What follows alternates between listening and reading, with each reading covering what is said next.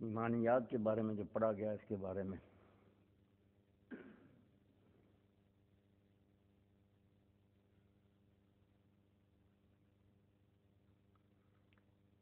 مولانا نے اس مضمون میں یہ بات سمجھائی ہے کہ جس طرح کوئی عمارت بنیاد کے بغیر قائم نہیں ہوتی. اگر بنیاد ہی نہ ہو تو آپ عمارت نہیں کھڑی کر سکتے, سوار ہی نہیں پیدا ہوتا. اور بنیاد بھی اتنی مضبوط ہونی چاہیے جتنی اونچی آپ عمارت بنانا چاہتے ہیں. اگر بہت بڑی عمارت بنانا چاہتے ہیں تو اس کے لیے ایسا مٹیریل تلاش کرنا پڑتا ہے, بنیادوں میں اس کے پختگی پیدا کی جاتی کہ بوجھ سہار سکے.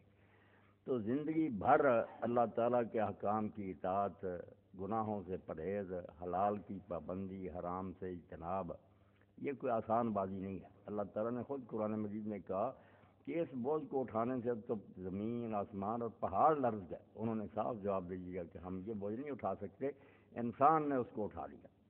یہ سورہ الاحزاب میں آتا ہے کہ ہم نے یہ امانت آسمانوں, زمینوں اور پہاڑوں کے سامنے پیش کی کہ یہ اٹھاتے ہو ذمہ داری کہ اپنی مرضی سے نیکی کرو اور اپنی مرضی سے برائی کرو اور نتیجہ پھر بھگتو. اچھا کرو تو انعام لے لو, برائی کرو سزا پالو.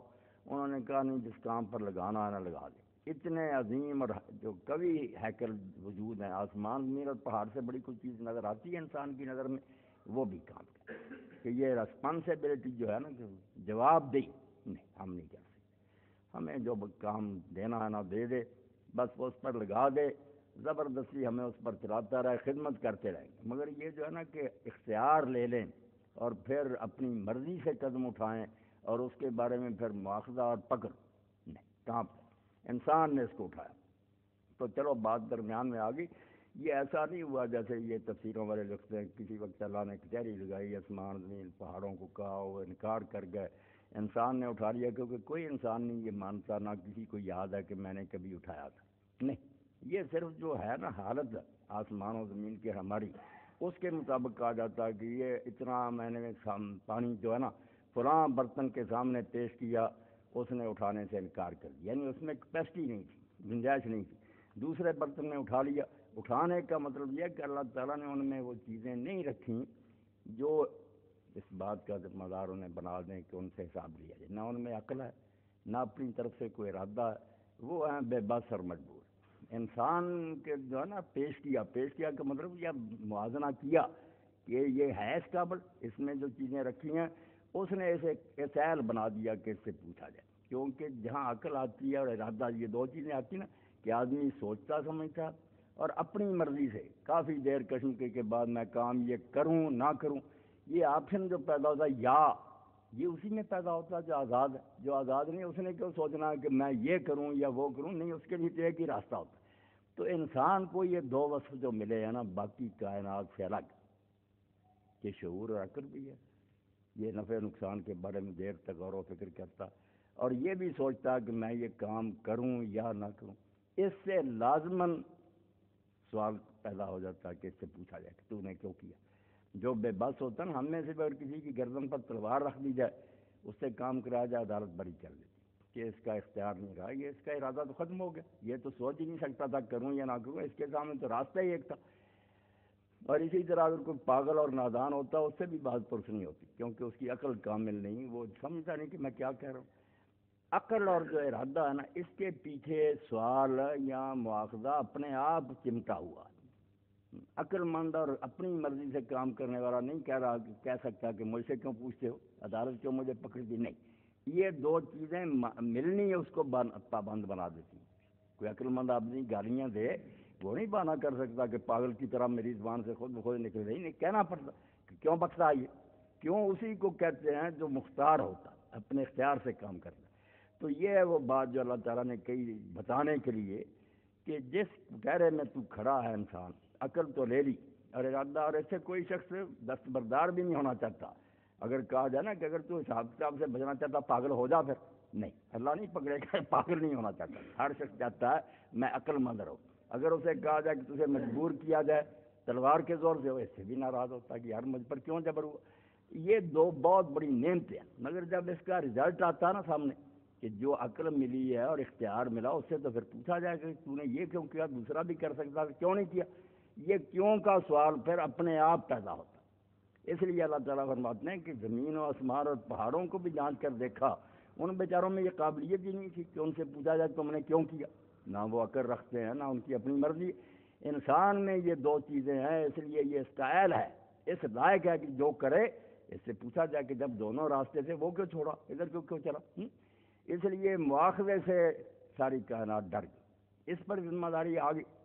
اب مولانا کہتے ہیں اتنا بڑا کام کہ پوری زندگی یہ غلط راستہ ادھر نہیں جانا، یہ صحیح جانا ادھر، اور ساتھ ہی دو مصیبتیں امتحان کے لیے، طمع اور خوف، دو ایسے عقبات ہیں، گھاٹیاں جہاں ابلیس بیٹھا ہوا، نیکی پر چل رہا، بہت سارے خطرے ہیں کہ کاروبار میں نقصان ہو جائے گا، قتل کر دیے جاؤ گے، حق کہو گے جیل میں بھیج دیا جائے گا، پھانسیوں پر اٹکا دی، تو حق کے راستے میں خطرات بھی بہت، جیسے اللہ تعالیٰ کہتا ہے ہم آزمائیں گے لوگوں کو طرح طرح کے خطروں سے، بشیء من الخوف ہے، کہیں بھوک کا مسئلہ پیدا ہو جائے گا، لوگ حرام کما رہے ہیں، ڈھیروں ڈھیر لا رہے ہیں اور ان کے بچے عیش کر رہے ہیں، آپ بھوکے مر رہے ہیں، مرچ بھی نصیب نہیں ہوتی، تو فرمایا کہیں خوف ہوگا، دوسری طرف لالچ بھی ہوگا کہ غلط راستے پر جو بڑے فائدے ہو رہے ہیں، تو اس امتحان میں انسان پھنسا۔ اس لیے اللہ تعالیٰ نے جب قرآن اتارا تو خود یہ اعلان کیا کہ ہم مانتے ہیں کہ یہ کوئی آسان اِنَّا سَنُلْقِي عَلَيْكَ قَوْلًا ثَقِيلًا، یہ بڑی بھاری بات ہے جو ہم اتار رہے ہیں، ساری عمر اس پر قائم رہنا، سارے نفع جو ہیں ان کو لات مارنا، سارے خطرے سر پر جھیلنا اور حق پر جمے رہنا، کانٹوں پر چلنا۔ اسی لیے رسول کریم علیہ الصلوۃ والسلام نے بڑی پیاری تمثیل دی ہے، اچھے اسلوب سے سمجھایا کہ جنت دوزخ کے راستے کیسے۔ فرمایا جب جنت اور دوزخ اللہ تعالیٰ نے بنائے تو جبریل علیہ السلام کو کہا کہ دیکھ کر آؤ، وہ دیکھ کر آئے، پوچھا سناؤ، انہوں نے کہا اللہ جنت میں آپ نے وہ کچھ بنایا کہ کسی آدمی نے سن بھی لیا نا جنت لیے بغیر نہیں رہے گا، لوگ ٹوٹ کر پڑ جائیں گے، سب جنت میں جائیں گے۔ دوزخ توبہ توبہ توبہ، بیس المصیر، بہت برا ٹھکانہ، ادھر تو جانے کا کوئی نام نہیں لے گا۔ اللہ پاک نے فرمایا دوبارہ دیکھ کر، دوبارہ دیکھ کر آئے، کہنے لگے جنت میں کوئی جائے گا، دوزخ سے کوئی بچے گا، جنت میں کوئی جائے گا، دوزخ میں سب چلے جائیں گے۔ پوچھا کیا فرق پڑ گیا؟ فرمایا فرق یہ پڑا کہ اندر تو جنت میں نعمتیں ہی نعمتیں ہیں، مگر جو راستہ اس کی طرف جاتا ہے نا، حفت الجنت بالمکار ہے، وہ ناپسند چیز ہے، کڑوے گھونٹ ہیں جو اس راستے میں پینے پڑتے ہیں، نہیں روک جائے، اندر تو پہنچ گئے تو پھر تو پتہ چلے گا کہ یہ تکلیفیں کچھ نہیں تھی، مگر ہے کانٹوں بڑی راہ۔ دوزخ جو ہے نا حفت النار بالشہوات، من پسند چیزیں، مرغوب، مزیدار، بس ایش کرتے کرتے دوزخ میں چلے جاؤ، یہ مصیبت پڑ گئی۔ یعنی امتحان سخت ہو گیا کہ جنت میں جو نعمتیں ہیں وہ تو ہماری توقع بھی سے زیادہ، مگر راستہ اس کے لیے جو ہے وہ خطرناک ہے۔ وہ کوئی ایسا نہیں کہ سایہ دار درخت ہیں اور صاف ستھری سڑک ہے، آپ کار پر بیٹھتے ہیں اور سٹارٹ کریں جنت، نہیں، یہ دکھوں اور مصیبتوں سے بھری ہے۔ وہ عبداللہ شاکر مرحوم نے نظم لکھی تھی، مارل شر لا کے قیدی، جب ایوب نے جماعت اسلامی کے لوگوں کا قید کر دیا مولانا مودودی صاحب کو بند کر، تو اس زمانے میں 16 صفحے کی تھی وہ پنجابی میں، تو مسدس تھی، باقی مصرے آتے تھے، آخر میں جو تھا نا وہ پھر آ جاتا تھا، اوکھی کاٹی مشکل پینڈا عشق دیاں سوارا، 5 مصرے اور ہوتے تھے، چھٹا یہ ہوتا، تو واقعی اوکھی کاٹی مشکل پینڈا، یہ اس پر چلنا آسان ہے۔ اللہ تعالیٰ فرماتا اتنے اس راستے میں آتے ہیں مرحلے، حتیٰ جب ہلائے گے، حتیٰ یقول الرسول والذین معہ متی نصر اللہ، عام آدمی تو کچھ آ جائے، رسول اور جو اس کے ساتھ تھے صحابہ وہ چیخ اٹھے کہ اللہ کم مدد آئے گی، رسول پکار اٹھا کہ اللہ حد ہو گئی، مدد آنے کی۔ تو اس راستے پر چلنے کے لیے جو کانٹوں سے بھرا ہوا کوڑے سٹیل ہے، جس کو اٹھانے سے پہاڑ کانپ گئے، مدد کس چیز سے ملتی ہے؟ اتنا جو ہے نا بلند و بالا یہ کثر محل، اتنی اونچی منزلیں، اس کی بنیاد جو اللہ نے سیمنٹ اور سریے وغیرہ ڈالے وہ ہے ایمان۔ مولانا اسی پر بات کر رہے ہیں کہ ایمان پر جو قرآن اتنا زور دیتا ہے نا کہ ایمان لاؤ پہلے، یہ نمازیں روزے حج زکوٰۃ بعد میں ہوں گے، ایمان ہے وہ بنیاد جو پختہ ہوگی نا سارا بوجھ برداشت کر لے۔ جس کے ایمان میں کمزور ہوگا، ضعف ہوگا، جیسے منافق تھے یا کچے ایمانوں والے لوگ تھے، وہ ساتھ چھوڑ جاتے، ذرا تکلیف آئی یا کسی طرف سے کوئی لالچ ملا کھسک گیا۔ تو یہ ایمان جو ہے اس کے بارے میں بحث کر رہے ہیں کہ ایمان اللہ نے جس چیزوں کو کہا نا، قرآن بھرا ہوا کہ مومنوں کے لیے یہ ہے، ایمان نہیں تو پھر قرآن سے کچھ نہیں ہے۔ تو ایمان انہوں نے بتایا کہ دین نے صرف 5 چیزوں کے بارے میں کہا، اپنی طرف سے نہیں ایمانیات گنی، 5 ہیں: اللہ، فرشتے، کتاب میں، رسول اور قیامت کا دن۔ یہ 5 چیزیں جو ہیں ان کو اللہ نے کہا جو مانتا مومن ہے۔ اور ان 5 کو کہا کہ یہ اس طرح ہے جیسے چین کی گھنڈیاں ہوتی، بالکل یہ ایک دوسرے سے جڑی ہوئی ہیں، ان میں سے ایک کو بھی ختم کر دو اور زنجیر ٹوٹ جائے گی۔ اللہ بادشاہ ہے کائنات کا، اس سے پیغام سن کر لوگوں کو پہنچانے والے انسانوں تک فرشتے، فرشتوں سے رہنے والا رسول انسانی، اس کے ہاتھ میں کتاب، کتاب پر چلنے کا نتیجہ جنت، نہ چلنے کا نتیجہ دوزخ۔ یہ اس طرح آپس میں مربوط ہیں کہ ایک کو بھی نہ مانو گے تو سارا برباد ہو جائے گا، باقی سب کو مانتے رہو کچھ نہیں پیدا ہوگا۔ یہ 5 اکٹھی ماننی پڑی، اور ان 5 میں سے کسی کا انکار بھی کافر بنا دے گا۔ اور اس کے بارے میں مولانا نے کہا کہ دوسرے دینوں میں یا سائنس اور فلسفے میں ایسی چیزیں جو صرف علمی ہیں، اگر ہم جانتے ہیں کہ زمین گول ہے، سورج بھی جو کھڑا اور زمین گھوم رہے، اس سے کہ عمل پر کوئی اثر نہیں پڑتا، ذرا واقفیت ہو جاتی، نالج ہے، انسان کو نیک بد بنانے میں اس کا کوئی دخل نہیں۔ نیک بھی جانتا گول ہے، وہ بھی بد بھی جانتا، کچھ نہیں۔ مگر اسلام نے جو عقیدے ہے نا بتائے، وہ صرف دماغ کے کسی کھانے میں معلومات نہیں ہیں، انسان کی زندگی کو اپنی گرفت میں لے لیتی، قابو کر لیتی ہے انسان کو۔ پھر اگر وہ صحیح معنی مانتا، ہر مرحلہ پر وہ پڑھا ہو ان پڑھ ہو، یہ اس کو اپنی گرفت میں رکھ، کسی وقت بھی کوئی کام آئے اس کے سامنے نیک و بد، وہ جانتا کہ میرا اللہ دیکھ رہا اور میں نے اس کو جا کر حساب دینا۔ یہ وہ باتیں ہیں جو عملی زندگی کو متاثر کر دی، جو اسلام نے عقیدے بتائے ہیں۔ دوسرے کہتے ہیں لندھور اتنا لمبا تھا، یہ کیا ایک کہانی ہے آپ کو یاد ہوگی، اس سے آپ نیک بد نہیں بن سکتے۔ نوح علیہ السلام کی کشتی کتنی لمبی چوڑی تھی، یہ افسانے کے طور پر لوگ پوچھتے رہتے ہیں اس سے کیا ملے گا، جو اصل میں اس میں بات ہے کہ جو نبیوں کی بات نہیں مانتے وہ تباہ کر دیے جاتے ہیں۔ پلے باندھنے کی وہ تھی، لوگ ڈھونڈنے لگ گیا کتنی لمبی تھی کتنی چوڑی تھی، یعنی یعنی بات۔ تو دین میں اللہ تعالیٰ نے کوئی بات ایسی بیان نہیں کی جو صرف واقفیت دیتی ہو، واقفیت کی باتیں نہیں بتائیں۔ اصحاب الکہف کا قصہ بیان کیا، لوگوں نے پوچھا کتنے، اللہ نے فرمایا قل اللہ اعلم بعدتہم، کیا جو اللہ جانتا کتنے۔ یہ چسکا ہی نہیں ڈالا کہ فضول سوالوں میں کتنی مدت ہے، قل اللہ اعلم بما لبث، اللہ جانتا کتنی مدت ہے۔ اللہ اس ذوق کو بالکل ٹھکراتا ہے کہ یہ نہ چسکا ڈالنا، عالم سے پوچھے، وہ کیوں پوچھتا، کیا فائدہ اس کا، وہ بات پوچھ جو تیری زندگی میں کارآمد، جو برتے گا۔ اسی لیے امام سالمی سے کسی نے پوچھا کہ شیطان کی بیوی کا کیا نام ہے، انہوں نے کہا بھائی میں اس ولیمے میں شامل نہیں تھا۔ یہی جواب دینا بہمک، کیا لینا ہے اس سے۔ تو دین نے بالکل لوگوں کو یہ بیماری نہیں لگائی کہ وہ فضول باتوں میں لگے، عقیدے بھی وہ دیے 5 جو انسان کی زندگی میں اس کو کنٹرول کرتے۔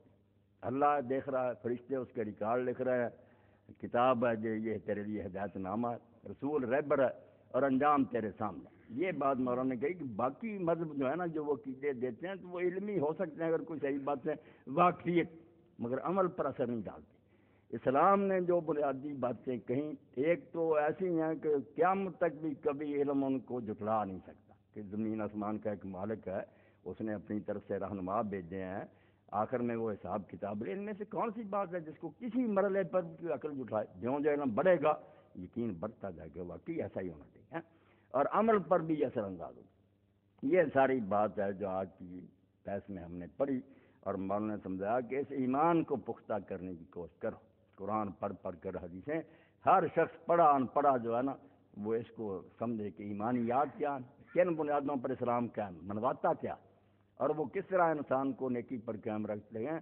اور ساتھ ہی انہوں نے بتایا کہ اس میں اتنی طاقت ہے کہ کوئی پولیس والا نہ ہو، کسی عدالت کی بات پر اس کا خطرہ نہ ہو، ان میں آپ اتنا زور ہے کہ انسان کو قابو کر بریک۔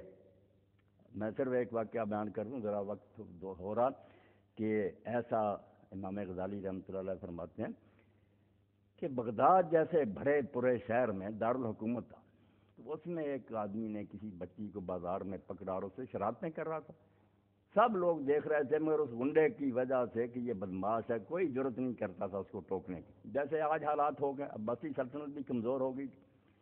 اتنے میں ایک بزرگ تھے ولی اللہ بشر بن الحارث حافی، ننگے پاؤں رہتے تھے، ان پر یہ چیز غالب آ گئی کہ اللہ کہتے ہیں ہم نے فرش بچایا، والا فرشنا، ہم نے فرش بے، انہوں نے کہا اللہ کا فرش میں یار پاؤں جوتی لے کر رکھوں، بس نشہ ہو گیا، کوئی مسئلہ نہیں ہے، حافی ننگے رہتے۔ وہ پاس سے گزرے، انہوں نے لوگوں سے پوچھا کیا بات، انہوں نے کہا جی ایسا لڑکا حرامی وہ کر رہا شرارتیں، اب کون اس کو کہے، سارے ڈرتے ہیں۔ آپ اس کے پاس گئے، وہ آپ کو پہچانتا نہیں تھا، کانوں میں کچھ کہا، آپ چلے گئے، وہ بے ہوش ہو کر گر گیا۔ لوگوں نے اس کو سنبھالا، پاؤں دبائے وغیرہ، ہوش میں آیا۔ اس نے پوچھا یہ آدمی کون تھا؟ تو لوگوں نے کہا تو جانتا بشر کو؟ انہوں نے کہا میں نے شہر کا اور بزرگ کا نام تو سنا ہے مگر مگرا نہیں کبھی۔ تو انہوں نے کہا یہ وہی تھے، اور اس سے پوچھا کہ انہوں نے کیا کہا تھا؟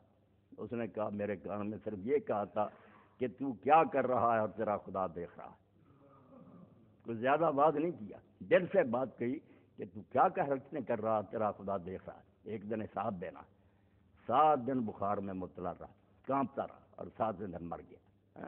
اس ایمان میں اتنی طاقت ہے، بڑے بڑے ڈاکوؤں اور بدماشوں کو یہ نکیل ڈال دیتا، مگر ہو تو صحیح اندر، مانے تو صحیح اس بات کو۔ یہ ساری دنیا میں خرابی کا یقین جانے، جتنے مرضی راج کر، گھر گھر یہ لکھنا پڑھنا سکھا دیں، خواندگی بڑھا دیں، کچھ نہیں، جتنا پڑھیں گے اتنے ہی بگڑتے جائیں گے۔ پڑھے بگڑے ہیں، جو ان پڑھ تھے نا، دو لوگ زیادہ عمر کے وہ جانتے، جب ان کے بوڑھے ان پڑھ تھے، بہت ان میں نیکی تھی، دیانتدار لوگ تھے، ایک دوسرے کا احترام کرتے، جب سے پڑھ گئے تیری بے علمی نے رکھ لی بے علموں کی لاج، عالم فاضل بیچ رہے ہیں اپنا دین ایمان، ڈگریاں ہاتھوں میں، کارپوریشنوں کے وہ چیئرمین ہیں حرامزادے لوٹ کر، اب نیب ان سے پوچھتا پھر تو یہ پڑھنا لکھنا کوئی نہیں سنوارتا، یہ ایمان سنوارتا ہے۔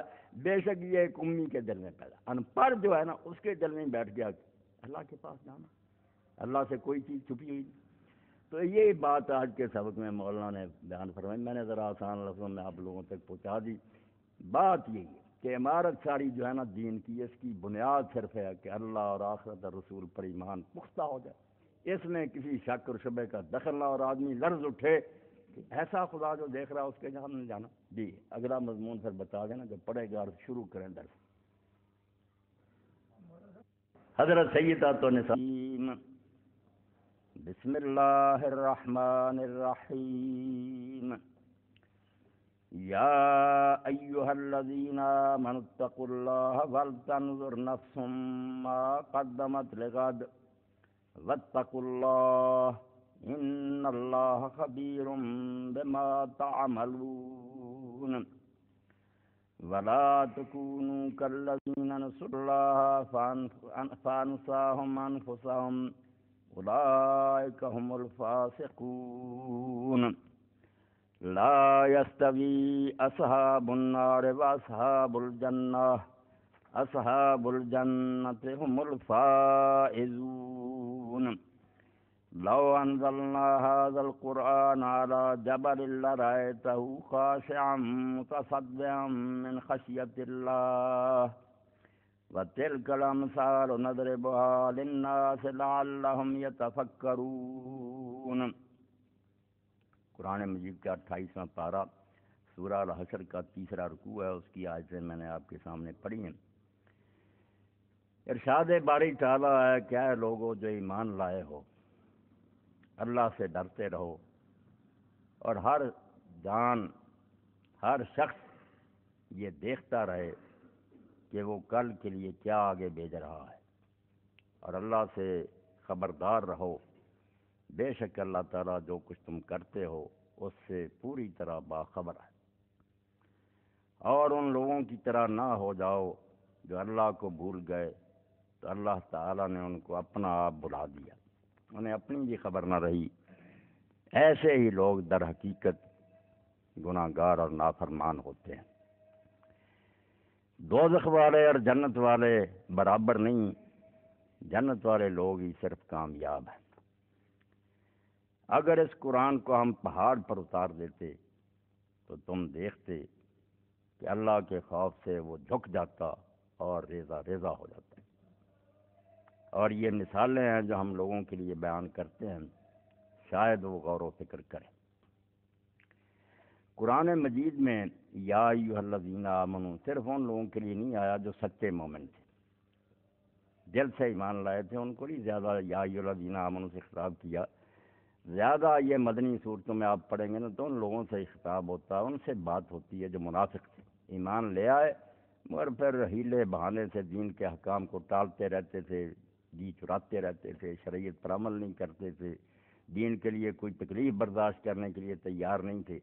تو اللہ تعالیٰ ان لوگوں کے ایسے کہتا ہے کہ اے لوگوں جو ایمان لایا, دعویٰ کرتے ہو کہ ہم مومن ہیں, بن گئے ہو مومن, صحیح معنوں میں مومن بنو. اس لیے کئی جگہ تو کھول کر کہہ دیا یا ایھا الذین آمنوا آمنو, جو زبان سے دعوے کرتے ہو ایمان لانے کے, ایمان والے بنو.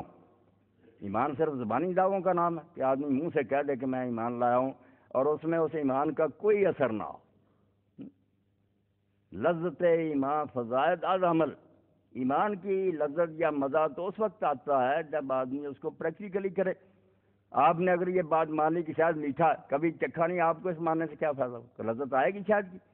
تو اسی طرح اگر دین کو کہیں ہم کہ سچا ہے, اس میں ساری باتیں ٹھیک ہیں, کریں کرائیں کچھ نہ, ڈاکٹر صاحب کے پاس جائیں, مانے کہ بہت قابل ڈاکٹر صاحب ہیں, نسخہ ان کا صحیح ہے, مگر وہ نہ خریدیں نہ بنائیں نہ کھائیں, کوئی آرام آئے گا, شفا ہوگی؟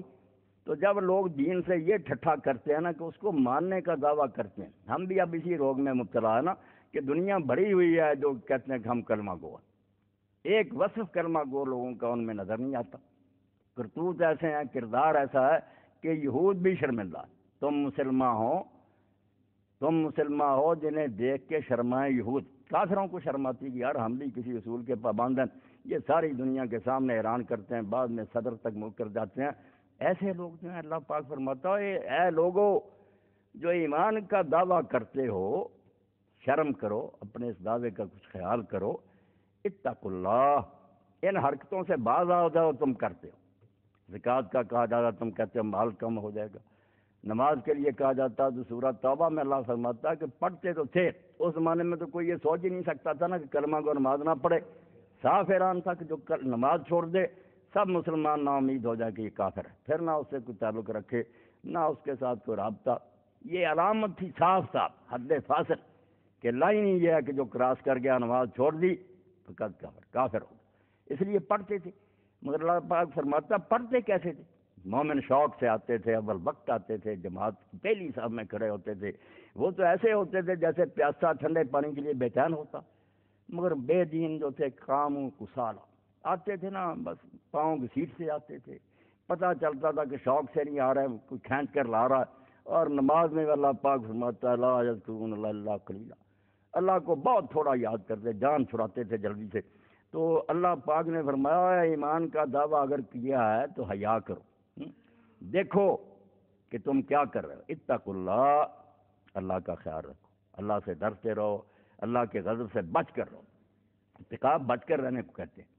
اور ساری دنیا کے لوگ جانتے ہیں کہ اندیشہ جو ہے نا خطرے کا, اس سے بچنا انسان تو گزار جس کو اللہ نے زندگی دی ہے, جو بچے ہیں مرغی کے وہ بھی جانتے ہیں کہ چیل آ گئی فوراً پروں کے نیچے چھپ جاتے. خطرے سے بچنا یہ فطری بات ہے. تو اللہ پاک فرمایا اتنا بڑا خطرہ کہ ایران ہو رہا کہ آگ ہے جس میں ہمیشہ جلو گے, اس کا نہیں تم خیال کرتے.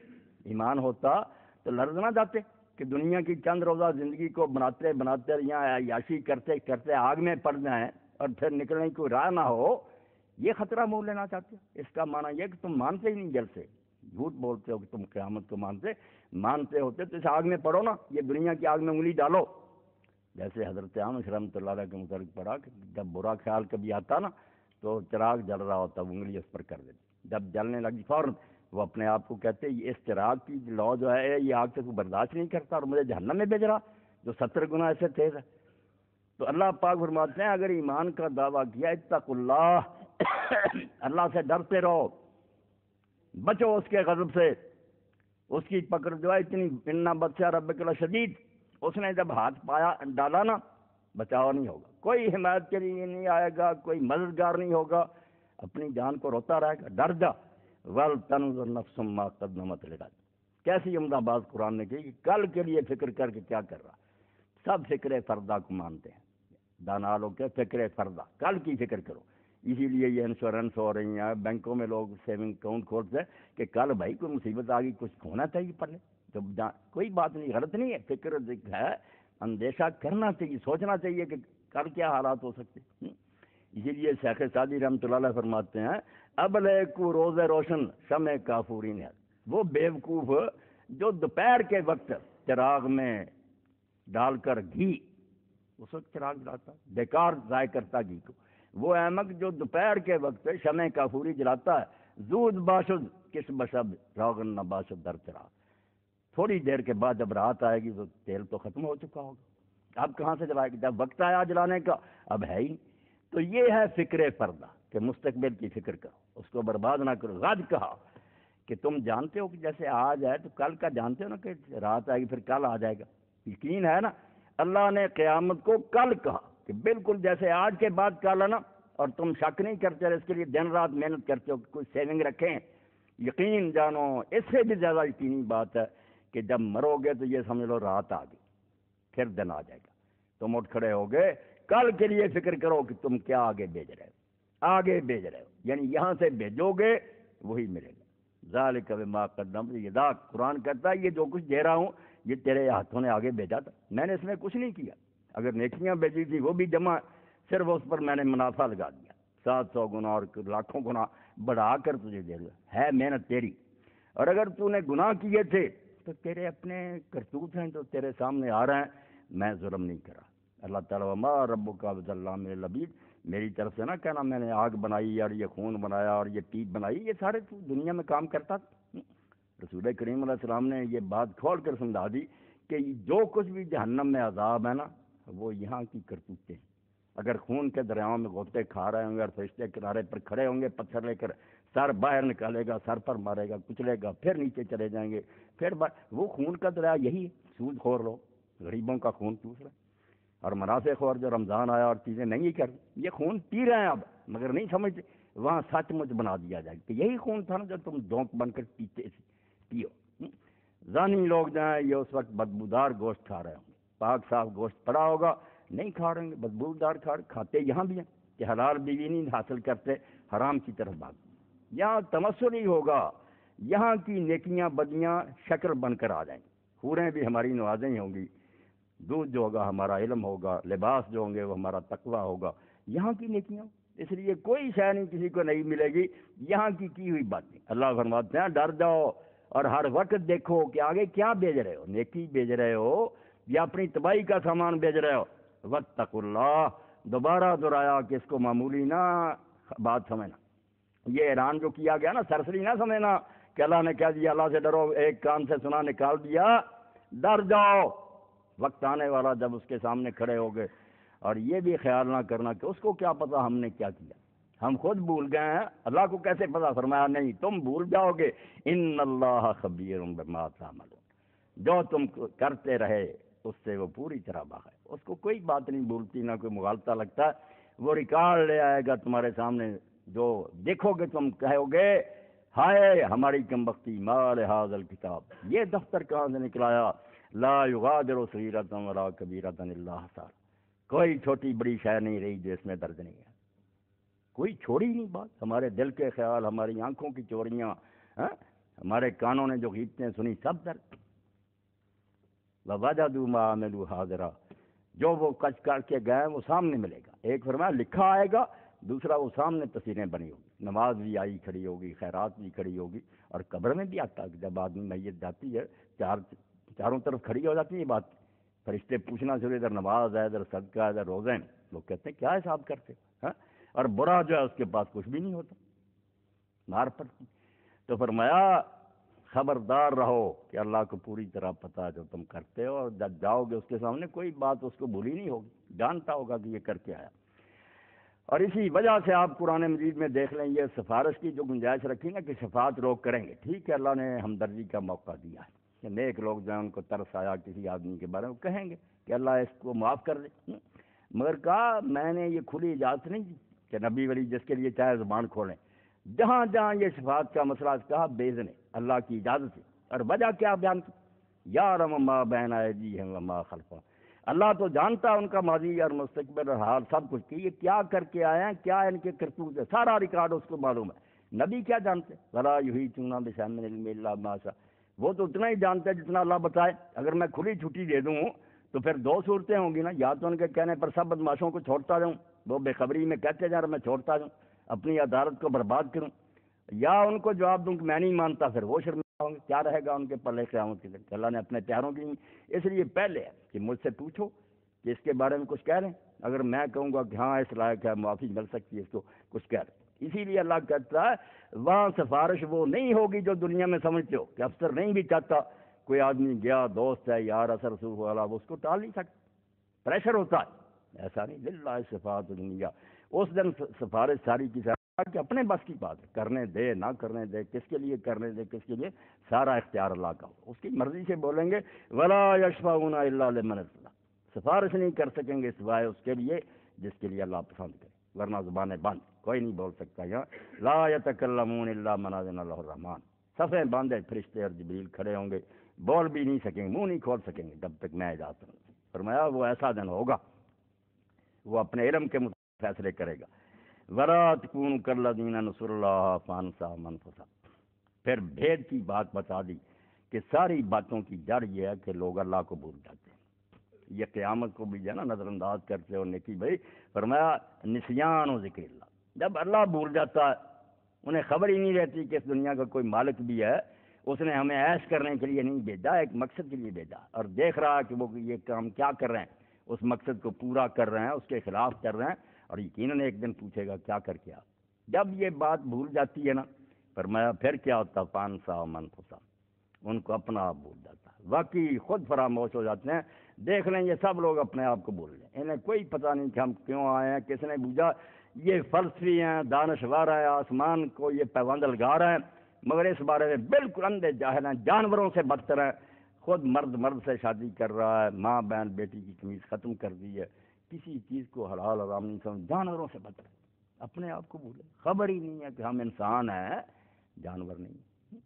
اور اب ساری دنیا چیخ رہی ہے, یورپ بھی چیخ رہا ہے, اور روس کے وزیر صحت نے چرچ کانفرنس سے پادریوں کے اجتماع میں کہا کہ اللہ کے لیے کوئی مدد کرو ہماری, کیونکہ روس میں ہر تیسرا بچہ جو ہے وہ بغیر باپ کے پیدا ہو رہا ہے, حرامی اولاد پیدا ہو رہی. ہونا ہی تھا. جب تم نے وہ چیز ختم کر دی جو شاخ تھی جس پر آشیانہ بناؤ, وہ ٹانی کر, اب اللہ برا دیا, قیامت برا دی, نبیوں کا انکار, تم نے دہریت کو بنا دیا کہ کوئی خدا نہیں. پڑھاتے رہے 70 سال یونیورسٹیوں میں, اب بھی نہیں باز آتے تم کہیں, تو کیوں پھر لوگ ڈرتے؟ جس کا جتنا قابو چلتا وہ حرام کرتا. اللہ نے کہا جو اللہ کو بھول جاتے ہیں, اللہ کو کیا بھولنا, انہیں اپنی خبر ہی نہیں ہے. اسی بات کو نیک لوگوں نے کہا کہ من عرف نفسہ قد عرف رب, جو اپنے آپ کو پہچان لیتا ہے نا وہ رب کو پہچان لیتا ہے. یہ حدیث نہیں ہے, بات ہی. اپنی جب آدمی حقیقت معلوم کرنا چاہتا نا کہ میں کہاں سے آیا ہوں, کیوں آیا ہوں, کدھر جاؤں گا, یہ 3 سوال اپنے بارے میں جب کوئی آدمی سمجھدار معلوم کرنا چاہتا ہے کہ جب میں نہیں تھا اس دنیا میں کہاں سے آ گیا, پتہ چل جاتا اللہ کا ایک خالق. کیوں آیا ہوں, پتہ چل جاتا ہے رسول کا کہ اللہ نے ہمیں خام خانی بنایا, ہدایت بھیجتا کہ یہ کرو یہ نہ کرو. کدھر جاؤں گا یہ بھی پتہ چل جاتا ہے کہ پھر ایک اور دنیا جہاں مجھے کھڑا کیا جائے گا. تو یہ اللہ جو ہے نا کوئی الگ بات نہیں, اپنی حقیقت جب انسان معلوم کرنے چلتا ہے تو اپنا آغاز پتہ چل جاتا ہے کہ شروع اس طرح میں ہوا کہ اللہ نے اپنی مرضی سے بنا دیا. کیوں آیا, اللہ کے احکام کی اطاعت کرنے. کدھر جاؤں گا, آخرت. اور اسی لیے یہ دانا نے جو بات کہی کہ یہ کم وقت بیولوجی پڑھاتے رہتے ہیں کہ سمندر کے کنارے گیلی مٹی پیدا ہوا, اس میں جرثومہ پیدا ہوا, اس سے یہ اس سے کیا صرف معلومات نہیں, اگر ایسا بھی ہوا تو صرف دماغ میں رکھ لیں گے, کوئی اس سے آپ کی عملی زندگی کا تعلق ہے نہیں. اس لیے وہ نیک آدمی یہ بات کہتا ہے, خیرت مندوں سے کیا پوچھوں کہ میری ابتدا کیا ہے. اس چکر میں کیوں پڑھا رہا ہوں کہ کیسے میں بنا تھا, جرثومے سے بنا یا بندر سے بنا, کہ میں اس فکر میں رہتا ہوں میری انتہا کیا ہے. سوچ تو یہ ہونی چاہیے کہ اب جانا کدھر ہے, وہاں کیا بنے گا. اللہ فرماتا ہے ان کی طرح نہ ہو جاؤ. یہ بھی یہودیوں کی بات ہے تو سارے اس میں, مگر یہود کا یہی حال تھا کہ نبیوں کی امت, کتابیں ان کے پاس, جیسے ہمارے ہم قرآن مجید ہے بالکل اہل کتاب, مسندیں بچھی ہوئی ہیں, لوگ فتوے پوچھتے ہیں مگر اللہ کو بھول گئے. دنیا کماتے تھے, فتوے بیچتے تھے, حرام مال کھاتے تھے. مولوی سورہ توبہ میں سارا ذکر آتا. رسول اللہ کی مخالفت صرف اس لیے کہ گدیاں ختم ہو جائیں. اللہ نے کہا ان ظالموں کی طرح نہ ہو جاؤ جو اللہ کو بھول گئے. کتابیں ہیں, فتوے ہیں, اللہ نہیں یاد, اور نتیجہ یہ نکلا کہ انہیں اپنی خبر بھی نہیں دی. اولئک هم الفاسقون, یہی لوگ ہیں جو بدکار بنتے. اللہ نے بالکل بیماری کی تشخیص کر دی کہ گناہ گار جب بنتا آدمی وہی بنتا جو اللہ کو بھول جاتا. جسے اللہ یاد ہے نا وہ گناہ گار بھی نہیں ہو سکتا, وقتی طور پر ہو سکتا ہے وہ ٹھوکر کھائے. امام ابن تیمیہ رحمۃ اللہ نے کافر کی اور گناہ گار کی مثال اسی طرح دی کہ مومن ہے اس کی آنکھیں درست ہیں. کبھی ہو سکتا ذرا نظر بند ہوگی, ٹھوکر کھا گیا, مستقل نہیں بند ہوتی ہے. کافر کی ہمیشہ بند ہے. بندہ مومن وقتی طور پر چنجا سکتا ہے, ٹھوکر کھا سکتا ہے, مگر وہ فوراً سمجھے گا, اسی وقت سے یاد آئے گا کہ میں یہ کیا کر گیا, اللہ کے پاس نہیں جانا. ایسے لوگ ہیں جن کے بارے میں اللہ فرماتا ہے کہ وہ دائمی گناہ گار نہیں ہوتے. اذا مسم طائف من الشیطان تذکروا فاذا هم مبصرون. اگر انہیں کبھی شیطان چھو جاتا ہے نا, دشمن بھی ہوا, تو وہ فوراً اللہ کو یاد کرتے ہیں, ان کی آنکھیں کھل جاتی کہ ہم سے تو یہ غضب ہو گیا, روتے ہیں, معافیاں مانگتے ہیں. ایک صحابی رسول ہی بازار میں جا رہا تھا, رحمانی میں علامہ آلوسی لکھتے ہیں, تو ایک عورت پر نظر پڑی, وہ خوبصورت نظر آئی, شیطان ساتھ ہے, اس کی طرف دیکھتا رہ گیا, دیکھتا ہی چلا گیا. آگے گلی میں ایک ہڈی یا کوئی شیشہ جو تھا دیوار سے باہر تھا, اس سے ٹکرا گیا, زخمی ہو گیا, خون بہنے لگا. مگر اسی وقت خیال آ گیا کہ بہت ظلم ہوا, برے کام میں لگا ہوا تھا, دنیا میں نتیجہ برا نکلا. حضور کی خدمت میں روتا آیا, اللہ تعالیٰ نے آیات اتاری کہ جنہیں ذرا کوئی لفظ ہوتی پھسلتے ہیں مگر سنبھل جاتے ہیں, روتے ہیں اپنی کرتوت پر, اللہ انہیں معاف کرنے والا. ایسے لوگوں کو بخشتا اللہ. باقی جو کہا کہ مرتے دم تک کرتے ہیں, اور جب موت آتی پھر کہتے ہیں ہم توبہ کرتے ہیں, لا سچ توبہ سورہ نزل, ہم نہیں پھر ان کی توبہ قبول کرتے. پھر توبہ کا وقت رہا تو اللہ کہتا اولئک هم الفاسقون, حسر کر دیا کہ بدکار آدمی جو نا, اس کی آپ تشخیص کریں, نفسیاتی تجزیہ کریں, آخر یہ بات معلوم ہوئی کہ یہ بندہ اللہ کو بھولا ہوا. ساری خرابیاں اس سے پیدا ہوئی ہیں کہ اللہ نہیں یاد رہا. اب یہ بات کہی کہ کوئی یہ سن کر نہ کہے کہ چلو جی جینا ہی ہے نا, یہاں کوئی غریب رہتا, کوئی امیر, دوزخ بھی تو زندگی ہے نا, وہ کوئی بات نہیں, ڈگری کا تھوڑا سا فرق ہوگا, جیتے تو وہاں بھی ہیں, وہیں رہ لیں گے. جیسے کئی حرامی مراسی کہتے ہیں وہاں حقہ پیا کریں گے, جنت والوں کو تو وہاں آگ ہی نہیں ملے گی, یہ حقے کو ترسیں گے. یہ خبیث جو ہے ان کو اللہ کہتا لا یستوی اصحاب النار و اصحاب الجنہ. بیوقوف ہو, تم یہ سمجھتے ہو کہ جو آگ میں جائیں گے اور جو جنت میں جائیں گے وہ برابری ہیں, جیتے ہی ہیں دونوں. اگر ایسا تو دماغ سے خیال نکال دو, دوزخ میں جینا کوئی نہیں. لا یموت فیہا ولا یحیا, ایک فکر ہے, نہ مرو گے کہ جان چھوٹے, نہ جینے کا لطف ہوگا. ہر مصیبت ہوگی, مرنے کو چاہو گے دعائی دو گے کیا موت آئے موت آئے, یا لیتا کانت القاضی, ہائے موت آئے میرا قصہ. فرمایا اب مانگتا رہے موت, موت بھی نہیں آئے گی اور تیری جان نہیں چھوٹی. فرمایا جنت میں جانے والے اور دوست کی یہ کوئی معمولی بات نہیں کہ ایک ہی قصہ ہے, اصحاب الجنت هم الفائزون, جو جنت میں گئے کامیابی دونوں نے پائی, وہ جیت گئے, نعرے لگائیں گے کہ ہم اول آ گئے, انعام ملیں گے. اس سے ہی پتہ چل گیا کہ جب ان کا ذکر کر دیا یہ سب کچھ پا گئے, اس کا الٹ کرو کہ جو دوزخ میں گئے وہ نامراد ہو گئے, انہیں کچھ بھی نہ ملا, دنیا بھی برباد اور وہاں بھی کبھی کسی نفع کا نہیں وہ خیال کر سکتے.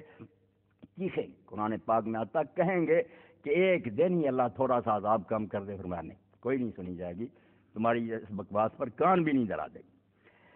اب آخر میں جو آیت ہم پڑھتے ہیں نا کہ پہاڑوں پر اتارا جاتا, یہ اللہ تعالیٰ نے بالکل آخری نوٹس دیا ہمیں کہ جہاں تک سمجھانے کا تعلق تھا نا, میں نے کثر پوری کر دی, کوئی کمی نہیں چھوڑی. ایسی کتاب اتاری ہے قرآن کہ تم تو انسان ہو, اتنی سخت مخلوق ہے پہاڑ, ان پر اگر اتارا جاتا تو وہ بھی خدا کے خوف سے ٹکڑے ٹکڑے ہوتے. شرم دلائی ہے کہ تم انسان ہوتے ہوئے نہیں کرتے, قرآن سنتے ہو, آتے سنتے, نہ آنکھوں میں آنسو آتے ہیں, نہ تم توبہ کر کے اٹھتے ہو.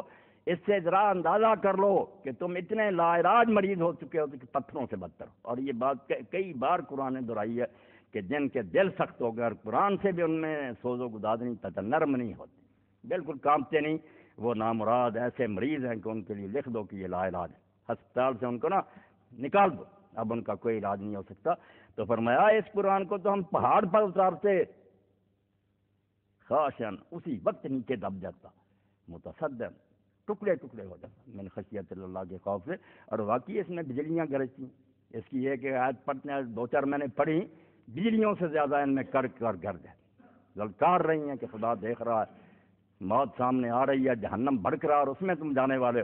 اس کے بعد اگر اللہ پاک فرماتا کوئی ایسا نہیں ہوتا, نہ رسول پاک کا کوئی قصور ہے, نہ قرآن میں کوئی کمی ہے, اس سے آگے ہم کچھ نہیں اتار سکتے.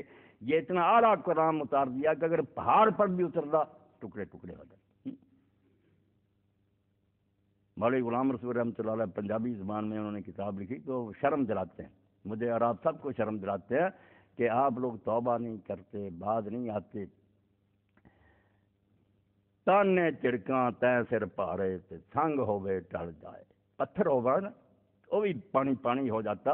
تو انسان اتنے تیرے پر الزام ہے اللہ کی طرف سے, اتنی فرض جرم ہے تیری. تانے چڑکاں تیں سر پارے سنگ ہوے ٹل جائے. پتھر ہوتا تو پانی ہوتا, مگر تو نہیں ہوا. قرآن بھی سنا, حدیثیں بھی سنی, جمعے کے بعد بھی سنے, اسی طرح بے شرم اور بے حیا رہا, پیٹ بنا رہا. تو اللہ فرماتا ہے قیامت کے دن تو کہہ نہیں سکتا کہ اللہ نے سمجھانے میں کوئی کمی چھوڑی تھی.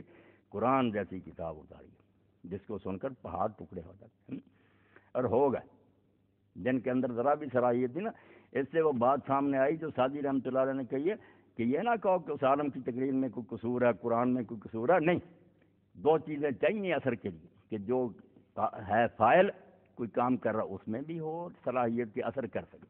آگے جو ہے نا دوسرا اس کو قابل کہتے ہیں, اس میں بھی تو قبولیت کی کوئی ہو نا صلاحیت, کوئی ہے ایسا مادہ کہ وہ اثر لے سکے. اگر اس میں ہی نہیں, کیا قصور ہے اس کا فائل کا. تو فرماتے ہیں کہ بارش باراں کے در لطاف تبش خلاف نے. بارش کے پانی کے بارے میں کسی کو اختلاف ہے کہ وہ بہت طاہر ہے, طہور ہے, قرآن پاکیزہ. باراں کے در لطاف تے تبش خلاف نے. در باغ لالا روئے دو در شورا بوم خس. باغ میں اسی بارش سے پھول اگتے ہیں, اور جو جنگل اور ویرانے ہیں کلر زمینیں وہاں کانٹے والے بوٹے اگتے. قصور زمینوں کا ہے, بات ایک ہی ہے, قرآن ایک ہی ہے. کچھ نے سنا بدل گیا. دل ان کے بھی پہاڑوں کی طرح سخت تھے, جانور بنے ہوئے تھے, بدترین لوگ تھے, مگر قرآن نے ان کو بدل دیا. ایسے بدلے کہ فرشتے ان کے وضو کے پانی کو اپنے لیے تبرک سمجھے. بشری تھے نا وہ, باز آ گئے, نیک ہو گئے, چھوڑ دیا سب کچھ, بڑے بڑے لالچ دیے گئے. عبداللہ بن فرح الجزامی کیسر روم نے کہا دربار میں بلا کر کہ تم ان علاقوں میں سردار تھے, اگر تم اسلام چھوڑ دو میں ساری سلطنت کا کمانڈر ان چیف بنا دوں گا. اس نے کہا کیسر تو جو یہ پیشکشیں کر سکتا, تجھے اگر اس دین کا پتہ ہوتا جانتا کہ جنت کی ایک نعمت کے مقابلے میں یہ ساری زمین کی دولت اور خزانے کچھ نہیں ہے. اس نے اس کے سامنے پھر دیگ منگوائی, اس میں تیل جو تھا ابلنے کے لیے چھوڑا, جب وہ جلنے لگا سامنے لوگوں کو ڈالا اور ہڈیاں ان کی گل گئی. اس نے کہا اب بھی باز آ جاؤ.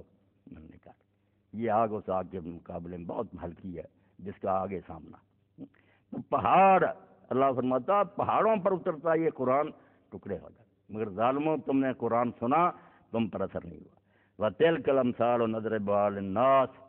اور ہم یہ جو مثالیں دیتے ہیں پہاڑوں کی, یہ تمہیں چوکنا کر کے بیماری اپنی کے بارے میں خبردار ہو جاؤ. دیکھتے ڈاکٹر کہہ رہا ہے یار ٹی بی تیسرے اسٹیج پر جا رہی ہے یا یہ ہو رہا ہے, تو نوٹس. اللہ کہتا میں جو کہتا ہوں تمہارے دل سخت ہو گئے. یہ مثال اسی لیے دی ہے کہ شاید اب بھی تم اپنی حالت پر غور کرو کہ واقعی ہم اتنے بیمار ہو چکے ہیں. لعلہم یتفکرون, شاید لوگ سوچ بچار کریں اور انہیں عقل آ جائے اور اب بھی سمجھ جائیں اور جہنم کا ایندھن بننے سے بچ جائیں. تو اللہ تعالیٰ توفیق دے. اللہ تعالیٰ نے دے یہ کلام پاک جو رمضان شریف میں اللہ فرماتا ہے کہ ہم نے رمضان میں اتارا. اب اس کی تشریح ہم لوگ کرتے ہیں کہ سارے کا سارا آ گیا, بیت العزا ایک مقام ہے پہلے آسمان پر, پھر کس بار اترتا ہے اس کی کوئی ضرورت نہیں. یہ تکلف ہے, اس بناوٹ کی نہیں کوئی ضرورت. یہی ہے جیسے بارش کا پہلا قطرہ اترتا تو رحمت تو شروع ہوگی, کیونکہ اس مہینے میں رسالت مآب علیہ الصلوۃ والسلام غار حرا میں بیٹھے تھے. جبریل امین اس کی ایک رات میں آئے, قرآن کا پہلا ٹکڑا اترا, رحمت کی بوندیں اتری, یعنی نازل کرنا شروع کیا. اور وہ رات اتنی عزت پا گئی, اللہ نے فرمایا انا انزلناہ فی لیلۃ القدر. اس قرآن کی قدر و منظر دیکھے کتنی شان والا ہے کہ وہ رات جس میں اس کا پہلا ٹکڑا اترا وہ رات 1000 مہینے سے بہتر ہوگی. برابر نہیں کہا, 1000 مہینے سے بہتر, خدا جانے کتنی بہتر, ہزاروں گنا بہتر ہے. اسی لیے رسول کریم علیہ السلام نے فرمایا ان دنوں میں پوری محنت کرو. من قام لیلۃ القدر ایمانا واحتسابا غفر له ما تقدم من ذنبه. جیسے روزہ ہے, رات کا قیام ہے, اسی طرح ایک نعمت اس مہینے میں لیلۃ القدر, اس کی تلاش کرو. تمہیں ملے نہ ملے اللہ نے مخفی رکھا ہے, مگر ہم اگر اس کثرت سے کھڑے ہوں رات کو کہ اللہ رات تو تجھے معلوم ہے, مگر ہم سائل ہیں, سوالی کھڑے ہیں دروازے پر, ہماری جھولیاں بھر دے, وہ اپنے ہماری نیت کے مطابق اجر دے گا, اس کے پاس کوئی کمی ہے. ڈھونڈنا چاہیے. باقی نیک لوگ جو وہ تو یہاں تک چلے گا کہ ہم تو اس لیلۃ القدر کو بھی نہیں تلاش کرتے. وہ تو کہتے ہیں اللہ کے بندو اے خواجہ چنی پرسی سب قدر نشانی. جناب آپ شب قدر کی نشانیاں کیا پوچھتے ہیں؟ ہر شب شب قدر است اگر قدر بدانی، اگر عقل ہوتی تو تیری زندگی کی ہر رات سب قدر ہے. یہ موتی ہیں جو گم ہوتے جا رہے ہیں، اس وقت قدر معلوم ہوگی جب اللہ کی عدالت میں کہ ایک رات میں کھڑے ہو کر 11 نفل پڑھ لیتا، 11 نہیں 2 ہی پڑھ لیتا. حضور نے فرمایا جتنی دیر میں بکری دوہی جاتی نا، اتنی دیر ہی فجر سے پہلے تو کھڑا ہو جاتا. اللہ کہتا یہ غافلوں میں سے نہیں ہے، یہ گھوڑے بیچ کر نہیں سویا، پتہ ہے کہ اللہ کو وہ حساب دینا. لوگ سوئے ہیں اور یہ بیچارہ کھڑا معافیاں مانگ رہا، بلا سہار ہے ہم جس تک سحر کے وقت معافیاں مانگ. میں آوازیں دیتا رہا، اپنا عرش چھوڑ کر آیا نیچے آسمان کے کہ کوئی ہے معافی مانگنے والا، مگر تو نے کوئی خیال نہ کیا. اور صدر مملکت آیا، تم سوئے رہے. کیا ہے حیثیت ان صدروں کی؟ اللہ نے فرمایا میں عرش عظیم کا مالک، اور جب تیسرا ایسا رات کا باقی ہو میں آپ آتا ہوں، خود چل کر آتا ہوں کہ کوئی ہے مانگنے والا. تم نے وقت گنوا دیا. تو ہے تو واقعی یہی بات ہے کہ سانس ہمارا جو ہے نا گوہر ہے بے بہا، ایسا موتی ہے کہ اس کا کوئی مول نہیں، کوئی قیمت نہیں، مگر برباد کر رہے.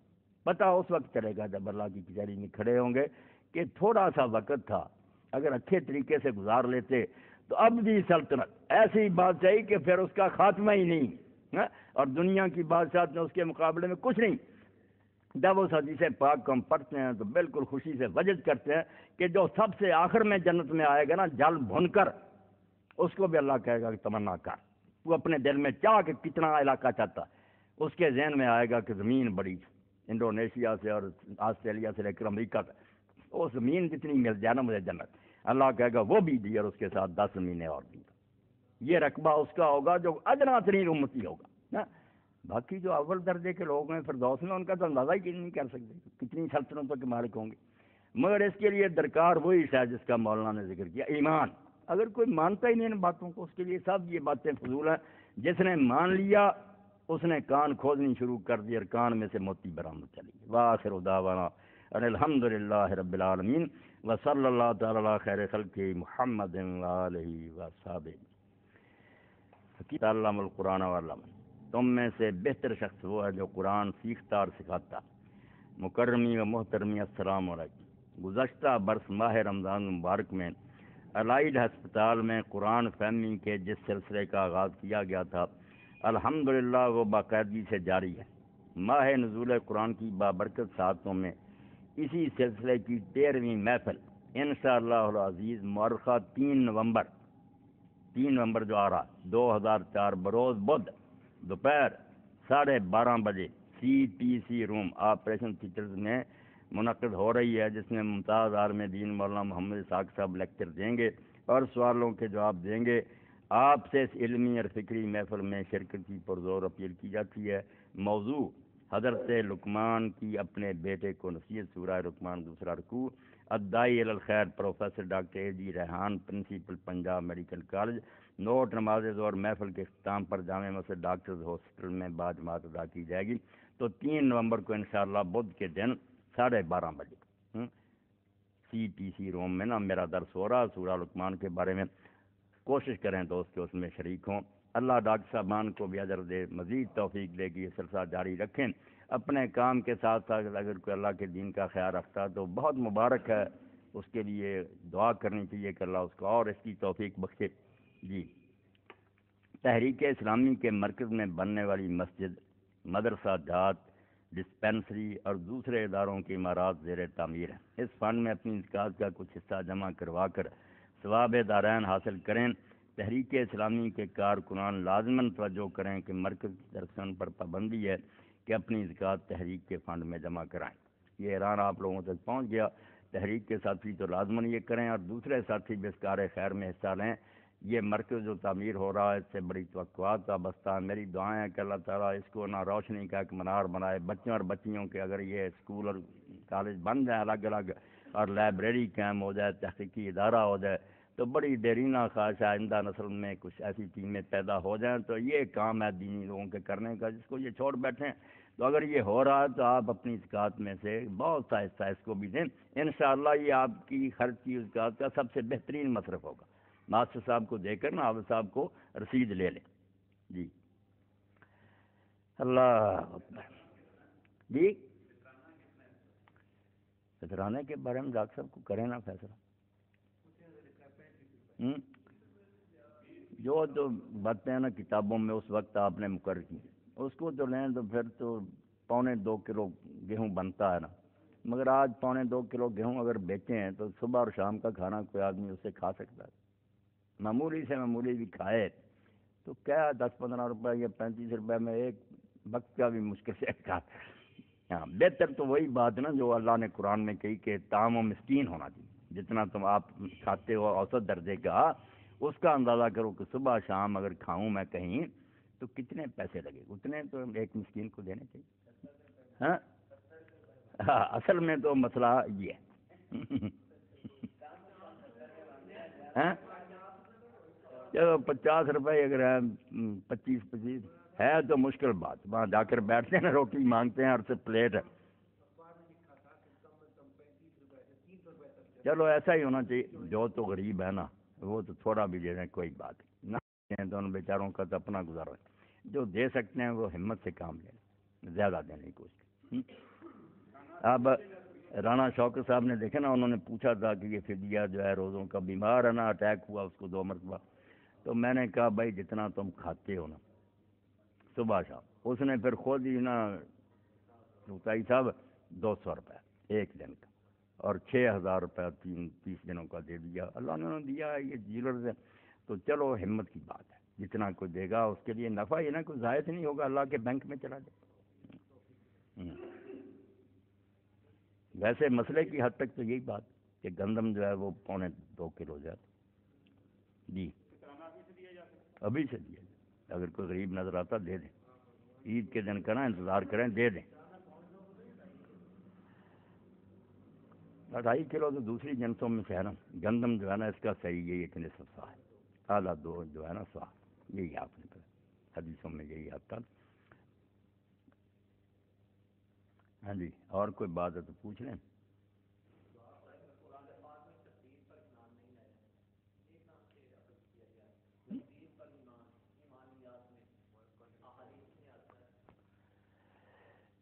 احادیث میں حافظ اقبال صاحب اس کو ذرا واضح کر دیا گیا کہ لوگ کہیں اس کو گم ہی نہ کر دیں، ورنہ یہ کوئی الگ بات نہیں ہے، اللہ تقدیر پر جو ایمان ہے نا یہ کوئی الگ مسئلہ نہیں، اگر کوئی آدمی اس کی حقیقت کو سمجھ جائے نا، یہ اللہ پر ایمان میں داخل ہے۔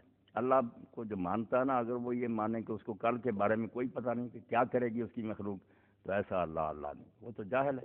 اس کے تقدیر کی دو ہی تو ہے نا اصل میں جڑے، کہ یہ مانا جائے کہ آئندہ کے بارے میں اللہ سب کو جانتا، باقی مخلوق کے بارے میں بھی اور انسان کے بارے میں، یہ جبر نہیں کہ کروائے گا یا اس کو کرنا پڑے گا، یہ جانتا کہ اپنی مرضی سے یہ کرے گا، یہ علم اس کو ہے۔ جیسے حکومت کی ایجنسیوں کو پتہ ہوتا کہ یہ جو بم واقع کرنا چاہتے ہیں اگر وہ کام کریں، یہ کوئی سازش کر رہے ہیں، کر وہ آپ ہی رہے ہوتے ہیں، حکومت نہیں کروا رہی مگر وہ خبر رکھتے ہیں۔ اللہ بھی اپنی دنیا کے بارے میں نہ چاہے جانے کہ کل کیا ہونا، تو عرش سے لے کر رات تک، ازل سے ابد تک کائنات کو سنبھال سکتا، اسی وقت تباہ ہو جائے۔ اس لیے ایک تو تقدیر کے مسئلے کا حصہ ہے وہی جو ہم مانتے کہ اللہ ہر شے کو جانتا، اس کا یہ ایک جز ہے کہ وہ آئندہ کو بھی جانتا جو ہونا۔ دوسرا اس کی قدرت مطلقہ ہے کہ یہ بھی نہیں کہ اس کے قابو سے باہر ہیں لوگ، کہ اگر گناہ کرتے ہیں تو کوئی کہے پھر اللہ بے بس ہے۔ کئی نامرادوں نے یہی نتیجہ نکالا فلسفیوں میں، یار اللہ کو کیا پوچھنا، اس نے نبی بھیجے، وہ تو ہار گیا، نبیوں سے دنیا ٹھیک نہیں ہوئی، شیطان جیت گیا۔ اور کل پرسوں میں نے پڑھا برطانیہ کے ایک فوج میں افسر ہے جس نے کہا میرا نام شیطانیہ فرقہ میں رکھو اور مجھے اجازت دو شیطان کی پوجا کر، باقاعدہ وہ پوجا کرتا ہے، رسمیں ان کی فرقہ بن گیا۔ انہوں نے کہا جیتا تو شیطان ہے، نبی تو ہار گئے۔ اس کا جواب اللہ تعالیٰ نے دیا کہ دنیا میں جو گناہ ہو رہے ہیں نا، اس لیے نہیں کہ اللہ بے بس ہو گیا، وہ ان کو روک نہیں سکتا، اس کی قدرت ہے کہ ان کو جب چاہے روک دے، مگر اگر وہ روکے تو پھر امتحان کیا ہوگا۔ تقدیر میں دوسری بات جو سمجھائی جاتی وہ کہ جانتا بھی ہے کیا کریں گے، روک سکتا بھی ہے، اور اگر روکتا نہیں تو یہ وجہ نہیں کہ خوش ہے یا ان کاموں کو پسند کرتا، وہ آزمائش ہو رہی بندوں۔ یہ جو نا کہ اللہ کی قدرت میں سب کچھ ہے، اس لیے بندے اگر نیکی کرتے ہیں بدی کرتے ہیں یہ بھی اس کے اذن سے، اس نے پرمیشن دی ہے کہ نیکی بھی کر سکتے ہیں بدی، ورنہ ہے یہ زبردستی نہیں خدا سے انہوں نے چھین لیا اختیار کہ وہ منہ دیکھتا رہ گیا اور یہ کرنے لگے، اپنی مرضی سے اس نے آزمایا ہے کہ نیکی بھی کر سکیں بدی بھی کر سکیں، پھر انعام لیں یا سزا پر۔ یہ دو باتیں حافظ صاحب جن کو اثر میں تقدیر کے بیان کرنے میں لوگ جیسے مرضی کہیں، مسئلہ تو اتنا ہی تقدیر کیا پلاننگ کہ اللہ اس دنیا کے بارے میں سب کچھ جانتا ہے کیا ہوگا، کرواتا نہیں، لوگ خود کریں گے مگر جانتا ہے کہ یہ نیکی کرے گا یہ بدی کرے گا، اور ساتھ یہ بھی ہے کہ یہ اس کے بس سے باہر نہیں ہے کہ کوئی سمجھے کہ خال کے شر سے اور ہے، جیسے ایرانی بن گئے کہ یار نیکی کا بنانے والا معلوم ہوتا کوئی اور ہے، بدی کا اور ہے، اس لیے دونوں کی ٹکر ہے، بدی والا جیت جاتا۔ فرمایا نہیں، شر اور خیر دونوں اس کے اختیار میں ہے، وہی اجازت دیتا ہے کہ اگر کوئی بدی کرنا چاہتا کر لے، مگر اس سے راضی نہیں ہوتا، کہتا کہ میں کفر کو ناپسند کرتا ہوں، انجام دوزخ۔ اور اگر کوئی نیکی کرنا چاہتا اس کا راستہ بھی چھوڑ دیتا۔ یہ دو باتیں خود اللہ کے ماننے میں داخل ہیں۔ اس کو ذرا کلیئر کر دیا کہ لوگ شاید بھول ہی جائیں، والقدر خیر شر من اللہ تعالیٰ، کہ دنیا میں جو اچھی بری باتیں ہو رہی ہیں سب کا کنٹرول اللہ کے ہاتھ میں، کرواتا نہیں، نہ ان پر راضی ہے، نیکی پر خوش ہے، بدی پر ناراض جی، ورنہ یہ الگ کوئی عقیدہ نہیں۔ اب اللہ کو جن امتوں میں نے بھی مانا ان کو ماننا پڑا، صرف مسلمان نہیں دوسروں کو۔ اللہ پر ایمان میں یہ لازمن چیزیں، اگر ایسا ہی خدا کو مانے جو اپنے جہان کے بارے میں جانتا نہیں خدا ہی سنبھال سکتا، اگر وہ بے بس ہے ایسا آج خدا بھی نہیں بن سکتا۔ اس لیے آپ بے فکر ہو جائیں، تقدیر صرف ان چیزوں کو ماننے کا نام، باقی جو نا کرتے کراتے بندے خود ہی اس کا نتیجہ بھگتیں گے۔ اللہ نے کوئی یہ نہیں کہا کہ کرو، نہ یہ ہے کہ کرواتا ہے۔ وہ شیخ الاکبر کا حوالہ میں دیتا رہتا ہوں کہ وہ کہتے ہیں اگر قیامت کے دن بندوں نے یہ عذر کیا نا کہ ہم نے اس لیے کیا تھا کہ تو جانتا تھا کہ انہوں نے یہ کرنا تھا، اللہ کہے گا میں اس لیے جانتا تھا کہ تم نے کرنا تھا، فکرہ الٹ کر کہو تم نے نامرادو نماز پڑھنی ہوتی تو میں جانتا پڑھنی، جب سمجھانے کے باوجود تم نے نہیں پڑھنی تو میں غلط جانتا، یہ تو میرا علم ہے کہ میں جانتا کرواتا تو نہیں تھا۔ ہاں بات یہی ہے۔ اب اور کوئی بات ہے تو پوچھیں، بڑی خوشی کی بات ہے۔ اور اعلان ہو گیا اجتماع کا کہ اگلا اجتماع انشاءاللہ کون سی تاریخ ہوگی؟ 21 نومبر۔ اعتکاف کا عشرہ 21 رمضان سے شروع ہوتا ہے یا 20 رمضان سے؟ اب رمضان المبارک انجام کو پہنچ رہا اور عشرہ آخری شروع ہو رہا، یہ مسئلہ بھی عملی ہے، بالکل سیکھنا چاہیے۔ ٹھیک ہے، زیادہ لوگ یہ کرتے ہیں کہ وہ 20ویں روزے کی شام کو نا مغرب سے پہلے مسجد میں آ جاتے ہیں، 21ویں رات سے پھر وہ اعتکاف شروع کرتے ہیں، یہ صحیح نہیں ہے۔ صحیح جو ہے نا حدیث پاک میں وہی ہے کہ رسول کریم علیہ السلام فجر کی نماز پڑھ کر اپنی اعتکاف کی جگہ پر بیٹھتا ہے، فجر سے اعتکاف شروع ہوتا تھا۔ اب اس کو کچھ ائمہ نے تو یہ سمجھا کہ وہ 21ویں کی فجر ہے، 21ویں رات گزر گئی، روزہ رکھ کر آئے، فجر کی نماز پڑھی، ذکر فجر کا شام کا ذکر کسی حدیث میں نہیں، یہ لوگوں نے اپنی طرف سے بنائی ہے۔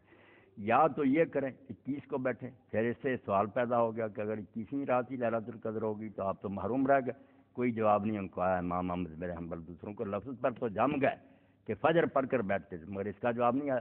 اس کا جواب پھر صحیح وہی ہے جو اس دور میں تقریباً علماء مان گئے، بریلویوں میں نے لکھ دیا، دیوبندیوں میں لکھ دیا، اہل حدیثوں نے بھی لکھ دیا، اور علامہ سندھی نے پوری بحث کر کے حاشیہ بخاری میں لکھا تھا کہ تم کیوں 20 کی فجر کو نہیں بیٹھتے، فجر بھی ہو جائے اور 21ویں رات بھی صرف ایک دن ہی بڑھتا نا، تو صحیح یہی بات ہے۔ اب اس پر تقریباً سارے گروہوں کے علماء جو ہے نا رسالے لکھ رہے ہیں، وہ مان گئے کہ 20 کی فجر پڑھ کر پھر نہیں جانا، یہاں ہی بیٹھ جانا، اپنا فجرہ وغیرہ بنا لے، اعتکاف کے لیے فجر پڑھی اس میں بیٹھ، تو 20 کی فجر کوئی نہ شروع کرنا۔ اس پر آپ ذرا واقعہ سن لیں کہ بعد میں تو ٹھیک وہ گمراہ ہو گیا، حکیم نور الدین مرزا غلام احمد قادیانی کا پہلا خلیفہ بنا نامراد، مگر پہلے وہ عالم تھا، بڑا اہل حدیث عالم تھا، مدینہ منورہ میں جا کر اس نے حدیث پڑھی، قابل آدمی تھا۔ تو وہاں جب وہ پڑھتا تھا نا تو اس نے کہا کہ ایک دن میں نے مکہ میں مولانا رحمۃ اللہ مہاجر مکی سے یہ بات کہی کہ آپ کیوں نہیں یہ بتاتے کہ 20 رمضان کی فجر کو کریں؟ جب بحث ہوئی تو انہوں نے کہا بھائی بات تو تیری ہے ٹھیک، مگر ہم دنیا کی مخالفت نہیں کرتے، سارے بیٹھتے ہیں شام کو، ہم کیا کریں، لوگ کہیں یہ نیا ہی مسئلہ نکالا، ڈر گئے۔ مگر وہ کہتے ہیں انہی دنوں میں جو ہمارے استاد تھے نا مدینہ منورہ میں، وہ بھی ہجرت کر کے گئے تھے، بڑے عالم تھے عبد الغنی مجدی رحمۃ اللہ علیہ، وہ تشریف لائے، انہوں نے درس لیا، لوگوں نے سوال کیا تو انہوں نے حوالے بھی بہت دیے کہ فلاں عالم نے بھی یہ لکھا 20 کا۔ تو میں نے کہا مولانا رحمۃ اللہ آپ ڈر گئے، مجدی صاحب نے ڈنکی کی چوٹ اعلان کیا، کیا بگڑ گیا ان کا مسئلہ جب پتہ چل جائے کیوں نہیں آپ لوگ بتاتے، اس میں کیا نقصان ہے کہ ایک دن اور بڑھ جائے گا، اچھی بات، 20 کی فجر کی نماز پڑھ کر حافظ صاحب بیٹھ جانا چاہیے، بالکل صحیح ہے۔ یہ مولانا نذیر احمد صاحب نے مرحوم نے اللہ رحمت فرمایا جو مشکات کی شرح لکھی اس میں بھی اعتراف کیا کہ صحیح حل تو اس حدیث کا یہ ہے۔ اور مولانا تقی عثمانی صاحب نے بھی ذکر کیا علاوہ سنن میں کہ 20 کی فجر کے علاوہ اس حدیث کا کوئی حل نہیں سمجھ میں آتا کہ فجر پڑھ کر بیٹھتے سے ظہر، شام کا تو کہیں ذکر ہی نہیں آتا، جو کہتے ہیں شام کو آج کہیں نہیں لکھا کہ رات وہاں ہونے گزاری اپنی طرف سے گھٹتے ہیں، وہاں تو صرف اتنا ہی ہے کہ آپ فجر کی نماز پڑھ کر اعتکاف کی جا بیٹھتے، یا وہ 21 کی لے لو، 21 کی رات گم کرو، یا 20 کی بیٹھ جاؤ تاکہ آرام سے سارے مسئلے حل ہو۔ نہیں آخری اشرائی، مگر اس کے ساتھ سے نا مقدمے جیسے وہ شام کو آ جاتے ہیں نا، یہ شام کی بجائے ایک دن پورا پہلے یہ مقدمہ سمجھیں تیاری، جیسے وضو کر لیتے ہیں نماز کی. جی اس دور میں پھر کیا کریں، امام ابو حنیفہ ان کے ساتھ جو دوسرے لوگ کہتے تھے کہ عورتوں کو گھروں میں بیٹھنا چاہیے، اس دور میں جب حافظ صاحب انہوں نے حالات خراب دیکھے، اب تو بہت قیامت آئی ہوئی ہے. اس لیے اگر کسی مسجد میں اچھا انتظام ہے، پردہ ہے، پانی وغیرہ، تو کوئی خطرہ نہیں، بیٹھیں مسجدوں میں. مگر اگر گھر میں بھی بیٹھ جائیں تو کوئی بات، وہ بھی نیک لوگوں کی رائے ہے، ثواب لے لیں، ایسی کوئی بات. ایک عالم تشریف لائے، اب کتابیں بھی لکھی انہوں نے، غلام مصطفیٰ ظہیر تازہ لکھی ہے، زبیر علی گئی اہل حدیث ہے. تو میرے پاس لے آئے عبد المنان راسخ، انہوں نے بیٹھتے ہی بدتمیزی ایسی کی کہ عبد المنان نے بھی توبہ کی اور معافی مانگی. بعد میں وہ بعد میں کہتے ہیں پچھتاتا رہا. بیٹھتے اس نے امام ابو حنیفہ رحمۃ اللہ علیہ کو وہ گالیاں دیں جو میں بیان ہی نہیں کر سکتا. میں نے کہا یار ایسے آدمی کو رائے تھے، اختلاف ہو سکتا، آدمی کہہ سکتا ان کی ایسی بےہودگی. اس نے ایک رسالہ لکھا تھا اعتکاف پر، کہ اعتکاف صرف مسجد میں ہوتا، عورتیں نہیں بیٹھی. اس میں ایک روایت لکھی کہ اما عائشہ رضی اللہ تعالیٰ عنہ بیٹھی تھی. اب اس میں بریکٹ میں لکھا ہوتا مسجد میں خود خطوط دانی میں. میں نے کہا منار میں بیٹھی ہوئی تھیں، روایت کے الفاظ ہیں نا کہ مسجد حرام پاس ہی تھی، کعبہ کی مسجد، وہاں نہیں آئی، الگ خیمہ لگوایا ہوا تھا. یہ تو امام ابو حنیفہ کے حق میں جاتی تھی بات کہ وہ مسجد میں نہیں آئی، لوگوں سے پردے کے طور پہاڑ کے دامن میں ہرا کے قریبی انہوں نے وہ لگوایا ہوا تھا خیمہ. آپ نے اپنی طرف سے لکھ لیا، نکالو حدیث میں مسجد میں شرمندہ. ابو حنیفہ رحمۃ اللہ کو گالیاں دیتے ہیں، بددیانتی کا یہ حال ہے کہ حدیث خلاف ہے آپ کے، اس میں آپ نے خود لکھ لیا مسجد. اب بھی ہے وہ سرگودا میں کتاب میں لکھتا. تو ایسے علم کی بنا پر نیک لوگوں کے دامن کو نہیں پھاڑنا چاہیے کہ علم ایسا اور خام خواہشات کرتا رہے. ہم مانتے ہیں کہ کوئی شخص اللہ کے رسول کے علاوہ ایسا نہیں کہ وہ معصوم، مگر یہ تو نہیں کہ خام خواہ وہ لوگ عزت پا گئے مشرق مغرب تک. اگر عالم محدث مفسر چلے آ رہے ہیں حنفی اور شافعی تو بیوقوف ہے سارے. انہوں نے لوگوں کو کچھ جائیدادیں بانٹی ہیں، حکومت ہے ان کے پاس کہ ڈرتے ہیں نہیں، نیک تھے، پرہیزگار تھے، علم تھا، احترام دلوں میں پیدا ہو گیا لوگوں. تو ادب سے بات ہونی چاہیے. تو میں نے مثال دے دی کہ حوالے میں بھی ہیرا پھیری کر لیتے ہیں. اس طرح خود نے خود بھی لکھ لیا مسجد میں. میں نے کہا مسجد کہاں لکھا؟ وہ تو لکھا کہ ہیرا کے پاس خیمہ لگوایا تھا، مسجد سے باہر میرا میں وہاں بیٹھی ہوئی. تو بیٹھ سکتے، بالکل بیٹھ سکتے. جی دعا کریں. الحمد للہ رب العالمین والصلاة والسلام علی رسولہ الکریم سیدنا و نبینا محمد وآلہ وصحبہ اجمعین. اللہم اعنا علی صیام رمضان و قیامہ و تلاوت القرآن فیہ. اللہم سلمہ لنا و سلمنا فیہ و تسلمہ منا فی یسر منک و عافیہ. اللہم اغفر لنا وارحمنا وعافنا واعف عنا فی الدنیا والآخرہ انک علی کل شیء قدیر. اللہم انصر الاسلام والمسلمین واخذل الکفرة والمشرکین. ربنا افرغ علینا صبرا وثبت اقدامنا وانصرنا علی القوم الکافرین. ربنا اغفر لنا ولاخواننا الذین سبقونا بالایمان ولا تجعل فی قلوبنا غلا للذین آمنوا ربنا انک رؤوف رحیم. وصلی اللہ تعالی علی خیر خلقہ سیدنا محمد وآلہ وصحبہ اجمعین. آمین یا رب.